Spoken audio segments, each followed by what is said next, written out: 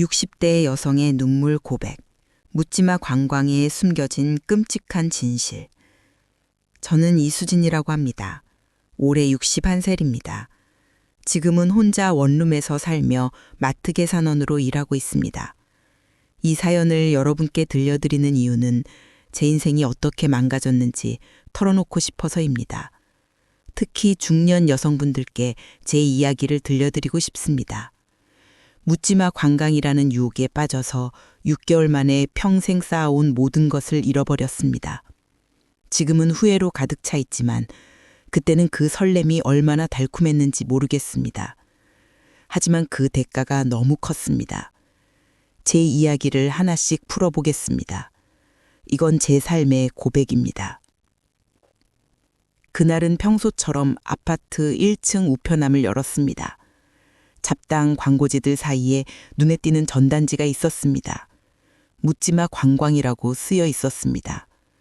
중년의 외로움을 달래줄 새로운 인연, 잊었던 설렘을 되찾아보세요. 그런 문구들이 적혀 있었습니다. 사진에는 웃는 중년 남녀들이 버스 안에서 손을 잡고 춤을 추는 모습이 있었습니다. 저는 그 자리에서 가슴이 뛰었습니다. 30년 결혼 생활 속에서 남편과의 대화는 밥 먹었어? 텔레비전 봐 정도였으니까요. 집으로 올라가면서 전단지를 주머니에 숨겼습니다. 남편이 볼까봐 두근거렸습니다. 집에 도착해서는 남편이 소파에 앉아 텔레비전을 보는 것을 보며 속으로 한숨을 쉬었습니다. 그는 퇴직 후로 더 무기력해졌습니다. 저녁을 차려주고 나서 화장실로 들어가 문을 잠그고 다시 전단지를 꺼냈습니다. 전화번호를 핸드폰에 저장하면서 손이 떨렸습니다. 이게 뭐야, 나 미쳤어 싶었지만 동시에 한 번쯤 해볼까 하는 호기심이 솟았습니다. 그날 밤 침대에 누워서 남편의 등을 보며 생각했습니다. 우리는 20년째 잠자리를 따로 썼습니다. 마지막으로 섹스를 한 게 언제였더라? 기억도 안 납니다. 그는 항상 피곤하다고 했고 저는 그저 참았습니다. 하지만 그 전단지는 제 안에 숨겨진 욕망을 깨웠습니다. 외로움 때문에 도덕적으로 망설였지만 호기심이 이겼습니다. 다음 날 아침 출근길에 다시 그 번호를 받습니다. 아파트 복도는 늘 답답했습니다. 이웃들의 시선, 매일 똑같은 일상. 그 전단지가 제게 유일한 탈출구처럼 느껴졌습니다. 심리적으로는 공허함이 컸습니다. 사별이 아니라 살아있지만 죽은 듯한 결혼 생활. 남편은 여전히 무관심했습니다. 오늘 뭐 했어? 물어봐도 별일 없어로 끝. 저는 그날 저녁 화장실에서 몰래 검색해봤습니다. 묻지마 관광 후기들. 사람들이 새로운 만남이 인생을 바꿨다라고 쓰여 있었습니다. 그게 제 호기심을 더 자극했습니다. 하지만 동시에 죄책감이 들었습니다. 내가 왜 이런 걸 하면서도 지우지 않았습니다. 이게 시작이었습니다. 지금 제 삶은 엉망입니다. 이혼한 지 6개월 됐습니다. 원룸에서 혼자 살고 마트에서 계산원으로 일합니다. 하루 종일 손님들 얼굴 보고 웃지만 속으로는 울고 있습니다. 그 원인이 묻지마 관광 중독과 그로 인한 바람 때문입니다. 6개월 동안의 그 설렘이 제 평생을 망쳤습니다. 여러분, 중년 여성분들, 제발 조심하세요. 그 유혹은 달콤하지만 끝은 지옥입니다. 지금도 거울을 볼 때마다 주름진 제 얼굴을 보며 자책합니다. 왜 그랬어, 수진아 하면서요. 가족을 잃었고 친구들도 멀어졌습니다.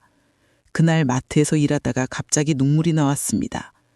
손님이 괜찮아요? 물었는데 그냥 먼지가 들어갔어요 라고 거짓말했습니다. 원룸에 돌아오면 정막이 제일 무섭습니다. 텔레비전 소리를 키워도 외로움이 가시지 않습니다. 후회는 매일 밤 찾아옵니다. 그 설렘 때문에 남편과 아이들을 버린 죄책감. 하지만 이 이야기를 하면서 조금은 카타르시스를 느낍니다. 여러분에게 경고가 되길 바랍니다. 과거에 저는 그 전단지를 본 순간부터 달라졌습니다. 지금은 그 모든 게 후회입니다. 하지만 솔직히 말할게요. 그때의 설렘은 아직도 꿈에 나옵니다. 그게 더 고통스럽습니다. 심리적으로는 자책과 후회가 번갈아 오고 밤에 불면증으로 고생합니다. 마트에서 일할 때도 손이 떨려서 계산 실수를 합니다. 상사가 집중해라고 소리치면 더 위축됩니다. 이혼 후 처음으로 병원에 갔습니다. 우울증 진단받았습니다. 약을 먹지만 효과가 없습니다.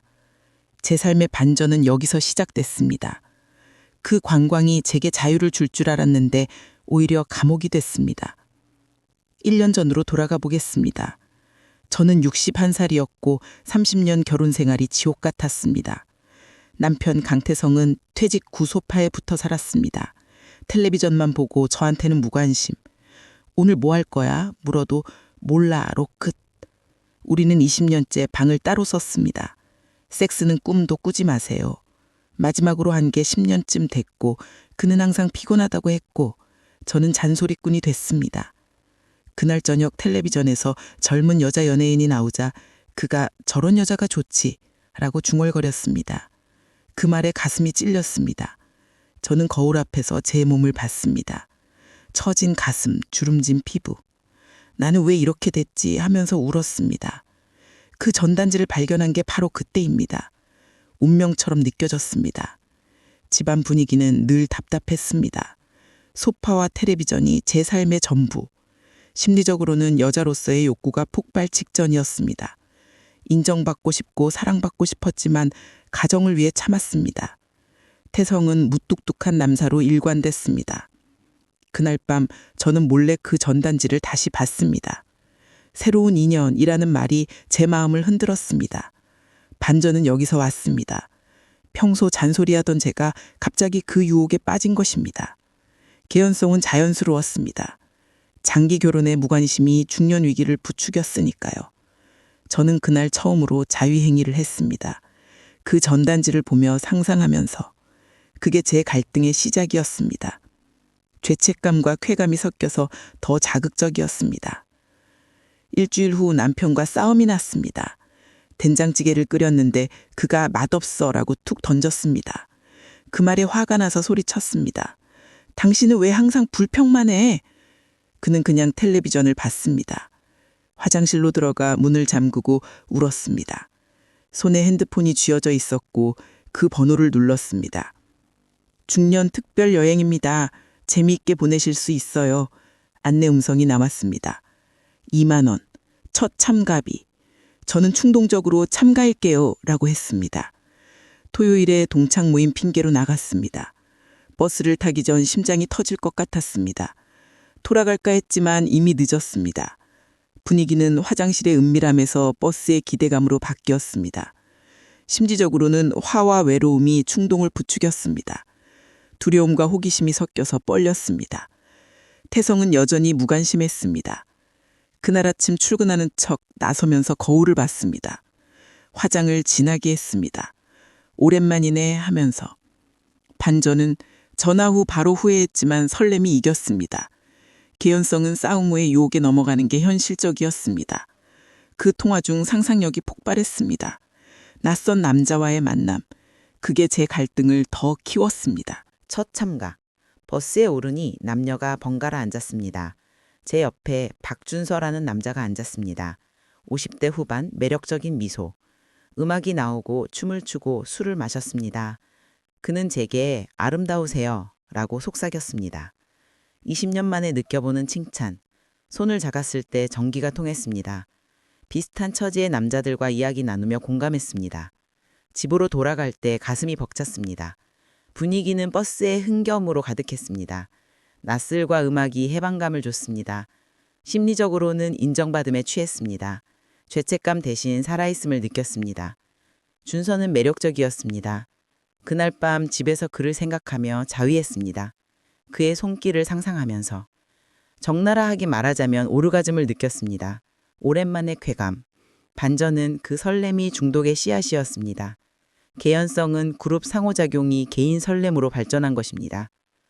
두 번째 참가에서 이상욱이 개인 만남을 제안했습니다. 세 번째 준서와 재회. 펜션에서 친밀해졌습니다. 그의 키스, 스킨십. 주 1회에서 2, 3회로 늘었습니다. 칭찬과 터치에 취해 바람을 자아찾기로 정당화했습니다. 분위기는 관광지의 자유로움으로 점진적 대담함이 긴장감을 줬습니다. 심리적으로 중독됐습니다. 판단력이 흐려졌습니다. 외로움이 강박으로 변했습니다. 남자들은 일시적 위로자. 그날 펜션에서 우리는 섹스를 했습니다. 그의 몸이 제 안에 있을 때 문이 열린 것입니다. 적나라 한 수치심. 반전은 극의 중독을 가속화했습니다. 개연성은 반복이 중독으로 이어진 것입니다. 갈등은 집에 돌아와 남편을 볼 때마다 커졌습니다. 참가비 3만 원, 술과 모텔비로 한 달 40에서 50만 원. 용돈에서 시작해 남편 지갑을 훔쳤습니다. 통장까지. 해킹당한 척 정당화했습니다. 밤중 훔칠 때 긴장감이 스릴이었습니다. 심리적으로 강박으로 도덕을 넘었습니다. 자책과 정당화가 번갈아. 태성 의심했습니다. 그날 모텔에서 섹스 후 돈이 부족해 울었습니다. 준서가 괜찮아 라고 했지만 제 안에서 갈등이 폭발. 적나라하게 그의 몸속에서 절정에 오를 때도 돈 걱정이 들었습니다. 반전은 훔치기가 들통날 조짐. 개연성은 비용 증가가 범죄로. 동창, 병원, 봉사 핑계로 외출. 핸드폰 관리로 온패. 피로하지만 설렘 포기 못해. 아슬아슬한 순간들. 싸움 증과. 분위기는 불안과 흥분. 거울 속 낯선 자아. 심리적으로 피로와 갈등. 인정 욕구 지속. 태성 예민. 그날 동창 만남 중 전화 와서 거짓말. 모텔에서 섹스할 때 남편 모르게 하며 더 자극적. 신음소리 땀범벅. 반전은 거의 들킬 뻔한 순간. 개연성은 거짓말 정교화. 10월 15일 펜션에서 준서와 포옹 중 남편 등장. 흥신소 고용. 주변 시선 속 준서 도망. 차 안 침묵. 집 대치에서 불륜 돈 훔치기 드러남. 분위기 급전환. 심리적으로 충격과 변명. 태성 분노. 준서 비겁. 그 순간 우리는 섹스 중이었습니다. 그의 몸이 제 안에 있을 때 문이 열린 것입니다. 적나라한 수치심. 반전은 발각. 개연성은 의심 누적. 이혼으로 재산 포기. 원룸 마트 일. 가족 친구 상실. 병원 명절 고독. 후회하며 경고. 과거 설렘 인정하나 대가 컸음. 분위기 쓸쓸. 회상적 눈물. 심리적으로 자책과 카타르시스. 태성 아이들 상처. 그날 병원에서 진단받고 울었습니다. 섹스 꿈을 꾸다 깨서 자위하지만 공허. 반전은 자유가 고독. 개연성은 불륜 결과. 여러분, 건전 대안 찾으세요. 제 사연 끝입니다.